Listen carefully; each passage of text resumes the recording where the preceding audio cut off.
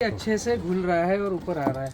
कोई सा भी स्प्रे अगर घोलना हो तो ये प्रक्रिया दिखेगी हमें कि किस तरीके से ये नीचे का जो भी मिश्रण है वो ऊपर आ रहा है। तो हमने बनाया वीएम स्प्रे, और जब भी वीएम स्प्रे का आप काम में लो तो इसी तरीके से घोलना है। ऐसा तो घोल लोगे आप, बट उसमें ऊपर नहीं आएगा। नहीं, हमें ऊपर नीचे ही करना पड़ेगा, ये प्रक्रिया करनी पड़ेगी। ठीक है।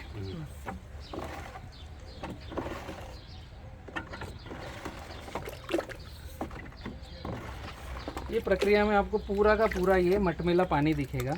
ये जो मटमेला पानी है, अब आप जब कप्पड़ छान करोगे तो ये जो रेत है ये रुक जाएगी जो आपके स्प्रे में आएगी नहीं। हमें चाहिए क्ले जो इस पानी में मिलेगा, और ये हमें पूरे पौधे को नहलाना है। ये एक्स्ट्रा क्या काम करेगा पता है? आपके प्लांट जो ये दुबई में गर्मी से हिट होकर के डैमेज हो रहे हैं ना, ये पत्तों के ऊपर इस तरीके से क्ले की लेयर चढ़ा देगा ऐसा। तो सीधी धूप आपके पत्तों के क्लोरोफिल को लगेगी नहीं, आधी धूप आधी छांव जैसा डायरेक्ट उस पत्ते के ऊपर एक लेयर बनेगी ये। और जब आप स्प्रे करोगे तो एक वीडियो बनाकर मुझे भेजना है कि किस तरीके से किया। वहाँ पर अगर कुछ गड़बड़ी है, गलती है, तो हम उस पर चर्चा करेंगे। ठीक है। दो ही चीज़ें काम करेगी किसी भी पेड़ पौधे में, फसलों में ऑर्गेनिक करने की दिशा में।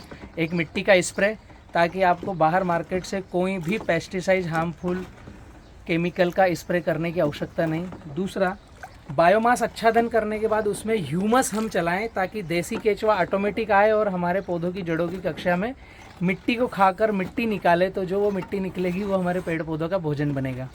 सिंपल सी प्रक्रिया है, बहुत ज़्यादा जटिलता में ऑर्गेनिक फार्मिंग करने में जाने की आवश्यकता नहीं है।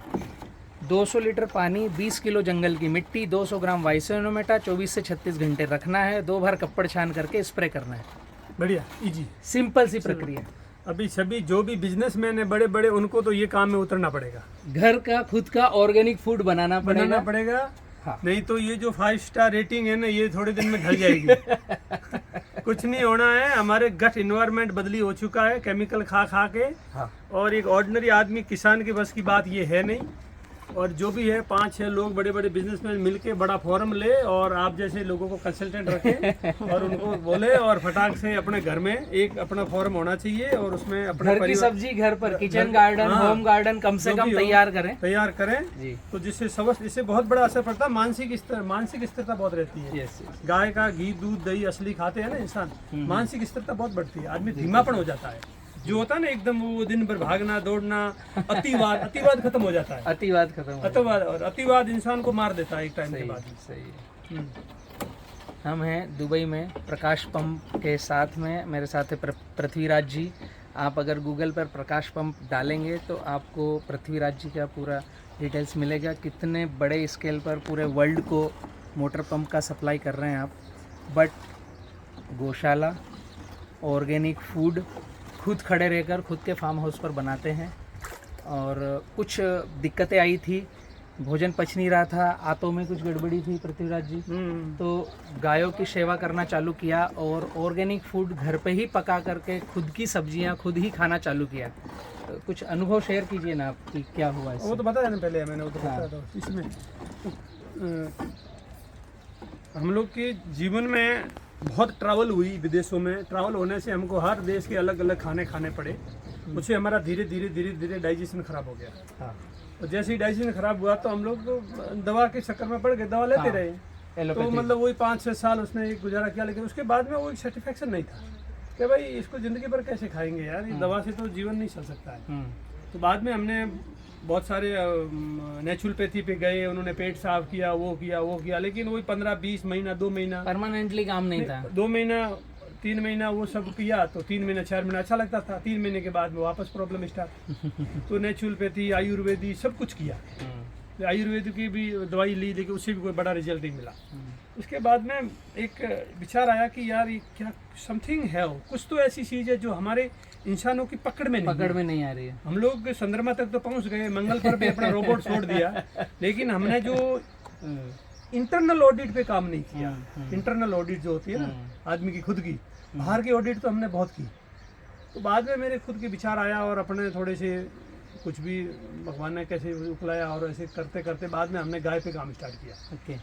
तो गाय पे काम स्टार्ट किया, तो गाय रखी, गाय लाए, बाहर से इम्पोर्ट भी किया, यहाँ से लोकल भी लिया और रखी। तो रखने के बाद में भी खाना पीना स्टार्ट किया, लेकिन तो भी वो 100% रिजल्ट नहीं मिल रहा, लेकिन सेटिस्फैक्शन मिला, थोड़ा जी। अच्छा लगा। बाद में मालूम पड़ा सिर्फ गाय से कुछ नहीं होता है, असली गाय प्लस उसको ऑर्गेनिक फूड देना पड़ेगा। गाय को भी जो आप खिला रहे हो वो भी ऑर्गेनिक चाहिए, Organic ना होना कि चाहिए। वो यूरिया डाल करके हाँ। जो नेपियर घास उगा रहे हो, चारा उगा रहे हो, उसकी आवश्यकता नहीं है। और वो गाय का जो फूड होगा वो हार्मोनल चेंज नहीं होना चाहिए, जेनेटिक जेनेटिक मॉडिफिकेशन मॉडिफिकेशन नहीं होना चाहिए। चाहिए। तो हम लोग ये आपको घास दे रहे हैं, हम लोग जंगल से घास लेके आए, जी यहाँ के लोकल जंगलों से घास लाए, जी ला के और जीवा अमृत, घन जीवा अमृत से उस घास को उगाया। जी। उगाने के बाद में इस घास धीरे धीरे धीरे 1-1.5 साल के बाद में घास ने अपनी प्रवृत्ति बदली की, जब उसको अच्छा न्यूट्रिशन मिला ना। ओरिजिनल जीएम में आया वो, जेनेटिक ओरिजिनल हाँ, आया उसका। ओरिजिनली था, वो तो जंगलों का ही था, लेकिन उसको मतलब ज्यादा आउटपुट नहीं दे रहा था ना पहले। हाँ। पहले तो बारिश के ऊपर निर्भर था, या बारिश कम होती थी, जैसे बारिश आई थोड़ा निकला, थोड़े दिन में खत्म हो रुक गया। जाएगा। लेकिन हमने क्या किया, उसको कंटिन्यू जीवामृत, घन जीवामृत और पानी